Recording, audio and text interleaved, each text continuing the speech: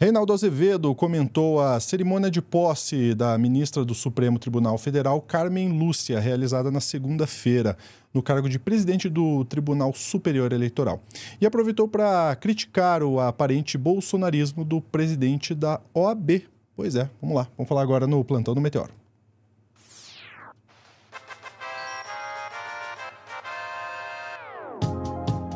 Tio Rei chegando por aqui também no Plantão do Meteoro, sempre com comentários ácidos, né, Tio Rei? Deixa eu chamar aqui na tela o Pedro Zambarda pra gente discutir o comentário do Tio Rei, né? Porque ele faz aí essa correlação, inclusive, da Carmen Lúcia em relação ao Xandão também.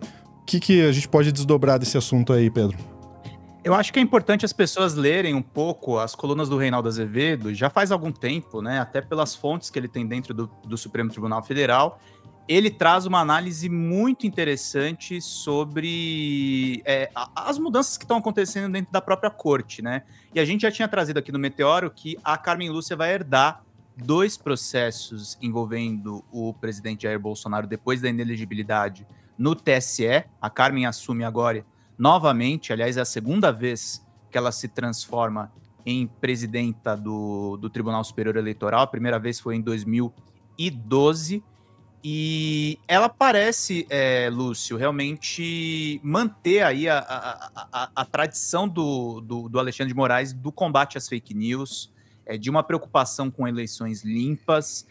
A impressão que dá, e era uma impressão que a gente ouvia de muitos juristas e de pessoas que têm contato com os próprios ministros, né? O protagonismo do Xandão nunca foi o protagonismo só do Alexandre de Moraes. O Supremo Tribunal Federal chancelou muitas das decisões dentro do inquérito das fake news, do inquérito dos atos antidemocráticos, de todas as ações judiciais que a gente acompanhou e dessas condenações que já são centenas de condenações, abordando ali a questão do 8 de janeiro de 2023. Mas tem o texto do Reinaldo, não sei se você quiser colocar na tela. Ele faz uma comparação muito interessante, porque ele diz, ele praticamente decupou o discurso da Carmen Lúcia e trazendo um pouco das tradições de Minas Gerais, né? Ele disse que no discurso ela citou um poema do conterrâneo Carlos Drummond de Andrade, e ela se colocou como uma representante, uma legatária, ela coloca, a aspa exata dela, da Hipólita Jacinta, que é uma das inconfidentes do movimento do Tiradentes de independência do Brasil. E a Hipólita, ela fala o seguinte, né? Quem não pode com as coisas, não se meta nelas. Mais vale morrer com honra do que viver com desonra.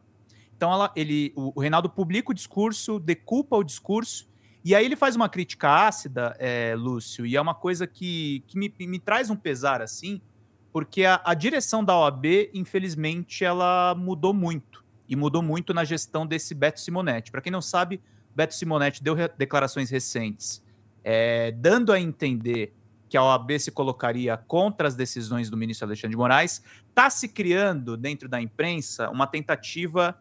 dentro da imprensa não, dentro dos meios judiciais e da imprensa corporativa, uma falsa simetria de que as decisões do Moraes seriam uma espécie de lavajatismo desse Supremo agora, que está provavelmente em vias de punir o Bolsonaro de uma maneira justa pela tentativa de golpe do 8 de janeiro. E aí ele coloca essa questão do Beto Simonetti, a questão do vice da própria Carmen, que vai ser o Cássio Nunes Marques, que é um ministro que foi indicado para a Suprema Corte pelo próprio Bolsonaro. E o Reinaldo lembra nessa coluna uma declaração do próprio Jair Bolsonaro, que queria melar as eleições de 2022 e falou sobre uma possível colaboração do presidente da OAB. E o Bolsonaro disse lá em 2022, a OAB mudou, pô. Tem uma pessoa lá que a gente vê com bastante alegria. O cara que fugiu daquela história de que a OAB antigamente tinha que ser um partido político. A OAB tem a sua participação hoje em dia e vai ser importantíssima para nós, disse o Bolsonaro na época sobre esse atual presidente. É terrível a gente saber disso, Lúcio, porque os advogados, os defensores, quando a Lava Jato endureceu, quando a Lava Jato prendeu injustamente o presidente Lula, foram os advogados, foi o grupo Prerrogativas que fizeram a defesa do presidente. E agora a gente tem infiltração bolsonarista até na própria OAB.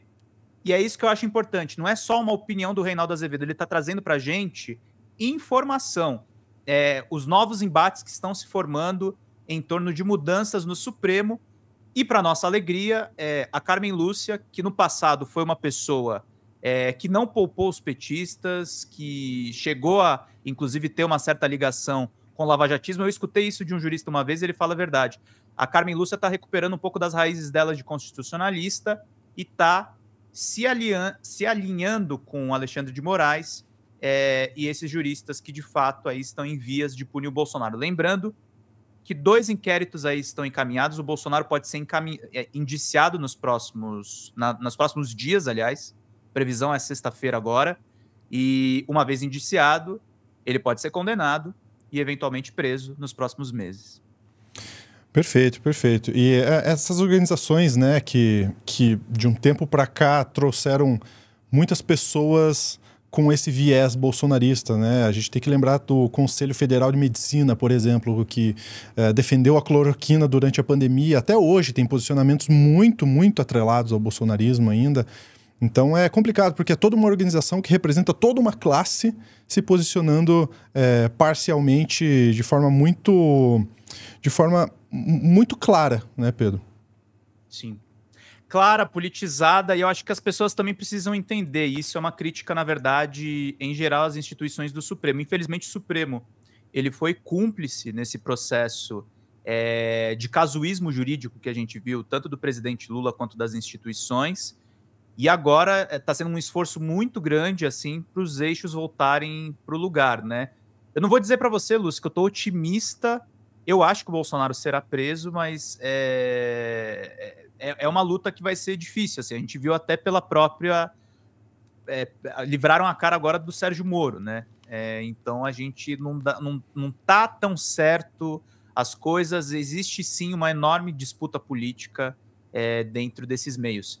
E aí é legal porque eu trouxe também um vídeo do Reinaldo, se vocês quiserem ver da boca dele, o que eu acabei de colocar, porque eu trouxe alguns outros elementos para complementar, mas ele fala sobre o discurso da Carmen e eu acho bem interessante. Sempre acreditado a ação firme e rigorosa do ministro Alexandre de Moraes.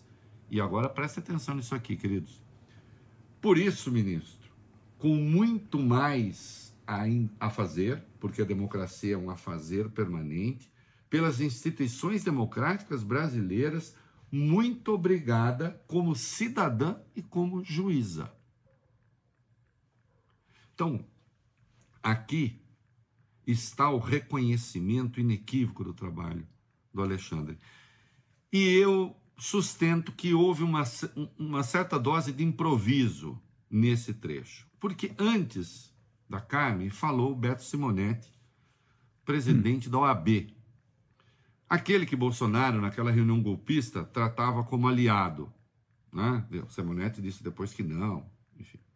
Mas o Simonetti fez um discurso medíocre, que ultrapassou a linha do ridículo. Fez lá uma saudação muito discreta ao Alexandre, mas, na verdade, fez um discurso de crítica ao ministro que saía, ainda que indireta, resolvendo levar lá uma reivindicação sobre sustentação oral de advogados, que foi uma querela que houve com o Alexandre de Moraes. Então, num evento do Tribunal Superior Eleitoral, o presidente da OAB comparece com uma reivindicação de natureza classista, não é? Canta as glórias de seu aliado, o Nunes Marques, este sim, grande jurista. Nunes Marques é aquele que acha que no 8 de janeiro não houve nada além de depredação. Tentativa de golpe, atentado ao Estado de Direito, nada disso. Foi só depredação. Mas é o grande aliado do Beto Simonetti. Não é? Foi um discurso um tantinho vergonhoso. Mas Carmen Lúcia não vai se intimidar. Né? Aliás, ela se disse legatária de Hipólita Jacinta. Hipólita Jacinta foi a mulher da Inconfidência Mineira, daquela que pregava, mandava ver mesmo. Ela organizou a luta armada contra o poder português, né? E foi quem denunciou Joaquim Silvério dos Reis, o traidor, né? E aí eu escrevi um texto, e eu me lembrei, no texto que eu escrevi no UOL, de versos da Cecília Meirelles sobre Joaquim Silvério dos Reis, o traidor. Pelos caminhos do mundo nenhum destino se perde. Há os grandes sonhos dos homens e a surda força dos vermes. É isso aí. É isso aí. Tem uma outra coisa que eu acho que é interessante dessa questão toda, é que, Lúcio, eu cobri o Alexandre de Moraes em 2017, e eu escrevi num texto que ele era golpista, que ele apoiou o Michel Temer e tal, e já fiz muitas críticas ácidas ao Reinaldo Azevedo. Mas é irônico como estamos numa quadra da história em que eu tô concordando 100% com o Reinaldo, com o Alexandre de Moraes, com a Carmen Lúcia, enfim, com muita gente que a gente criticava no passado. Pois é, e as críticas sempre foram muito justas, né? Até o nosso chat que falou, Carmen Lúcia, eu sei o que você fez no verão passado, né? O que a gente espera é que o trabalho seja bem feito dentro da legislação, dentro do que a lei propõe, né? E o que a gente tem visto nas investigações, nesse caso nos casos do Bolsonaro, é que o caminho é para a prisão, né? Agora, o processo tem que ser bem feito, o processo tem que estar dentro de toda a legislação, dentro de todo o processo de fato legal, né? Exato. E uma coisa importante também de pontuar, né? A Carmen Lúcia tem uma excelente reportagem da agência pública, essa questão da Hipólita, que ela simboliza de uma certa forma em Confidente. Carmen Lúcia foi uma ministra pioneira no uso de calças dentro do Supremo Tribunal Federal. Ela foi uma das pessoas que progrediu nisso. As mulheres eram obrigadas a usar saias longas dentro do tribunal. Ela sempre foi uma defensora dessa pauta da emancipação feminina. E nesse aspecto, a Carmen Lúcia, que foi uma indicação do Lula, lá no segundo mandato dele, para o Supremo Tribunal Federal, isso foi um grande acerto. Ela é uma pessoa que, quando não está comprometida com essas causas obscuras do lavajatismo, é uma ministra bem intencionada, é uma pessoa extremamente culta. Acho que ela tem tudo aí para fazer um mandato. A gente sabe que cabeça de juiz não dá para prever nada, mas a impressão que dá é que existe um grupo mesmo tentando punir esses golpistas, e foi graças ao trabalho do Alexandre de Moraes que nós tivemos Lula eleito. Então, por mais críticas que eu tenha a esse governo, e eu realmente tenho, é muito melhor a gente ter defensores da Constituição, da democracia, do que os golpistas que tentaram fazer aquilo que fizeram no 8 de janeiro. Sem dúvida. Se a extrema-direita não gostou, também já é um ponto aí que é relevante. Pedro, obrigado, viu? Imagina. Para você na tela aqui o QR Code para se tornar membro do Clube do Fim. E olha só, também o @ da galera. Segue o pessoal aí para a gente continuar fazendo esse trabalho. Um grande abraço, até a próxima.